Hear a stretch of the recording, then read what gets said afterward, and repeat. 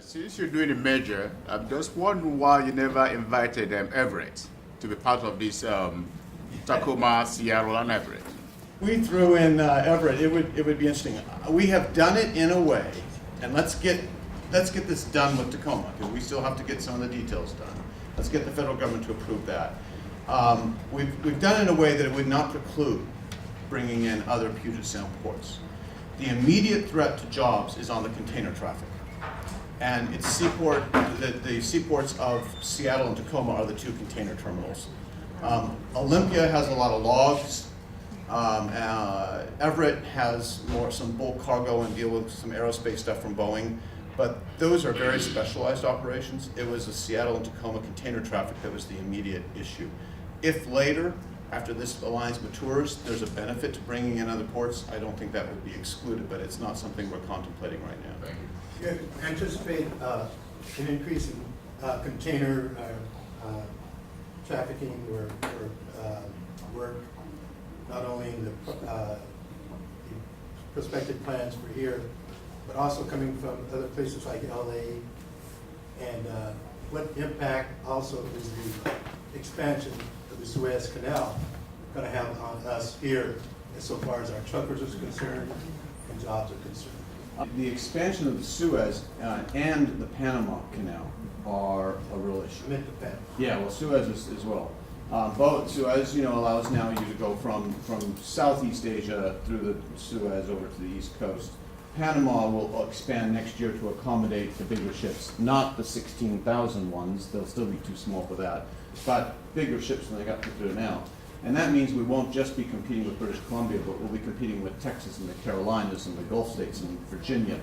And those shipping lines, when they're looking at the Gulf or the East Coast or British Columbia or Puget Sound, they're going to be looking at two things. Actually, really three, but two. They're going to be looking at which ports have the ability to handle a great deal of cargo quickly. I don't think they're going to keep hopscotching up and down the West Coast. These big ships with controlled by fewer companies are not going to go LA, Long Beach, Oakland, Portland, Tacoma, Seattle, Vancouver, Rupert. They're going to go to LA, Long Beach. That's because the southern U.S. market just demands that we have an access point there. Something will still always go in and out of Oakland because of the Central Valley of California and the agricultural trade. But it won't be as big, I don't think, as it is now. The question is, are they going to go through British Columbia or Puget Sound? Or are they going to go through the canal? And what's going to drive that is who has the facilities that can accommodate these big ships and which is faster and more efficient. If it's faster and more efficient to go through the canal to get to Chicago and St. Louis than it is to go through British Columbia or Puget Sound, they'll go through the canal. But I think given our proximity to Asia, if we have a transportation system that works, we can get product from Puget Sound, Chicago, and St. Louis faster than you could through the canal. British Columbia, however, understands this.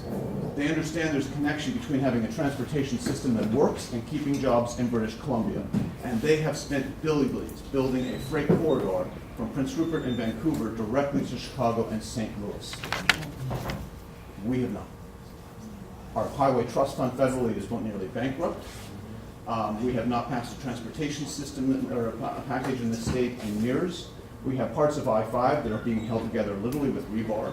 Highway 509 is supposed to go from the Port of Seattle, behind SeaTac Airport, over I-5, drop into the Kent-Auburn Valley for the warehouse manufacturing district. We built it to Normandy Park, and it stops. It just stops at Normandy Park. 167 is supposed to go from about South Center down through the manufacturing warehouse district to the Port of Tacoma.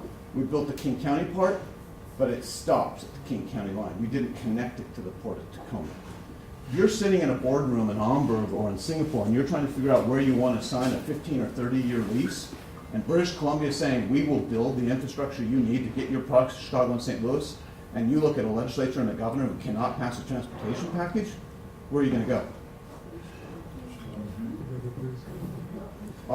We got the ports of Seattle are doing, and Tacoma have done what we can to make sure that we're going to be competitive. But we got to make sure that we have a state that will step up and say we want to compete.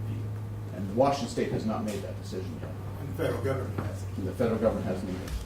Will any of this new container for the very large ships require any redredging of our deep water? Not much.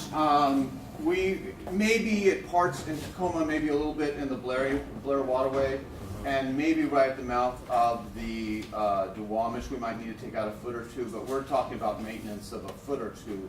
Okay. Whereas that's an advantage over the Gulf and Virginia and the Carolinas, where they have to go in and dredge significantly. Okay. We take it for granted. This is an asset we should not take for granted. We have two naturally deep water ports Right. that are at the intersection of two of our nation's most important freeways, I-5 and I-90, right alongside the transcontinental rail line. There are a lot of states that would kill for that asset. We should not take it for granted.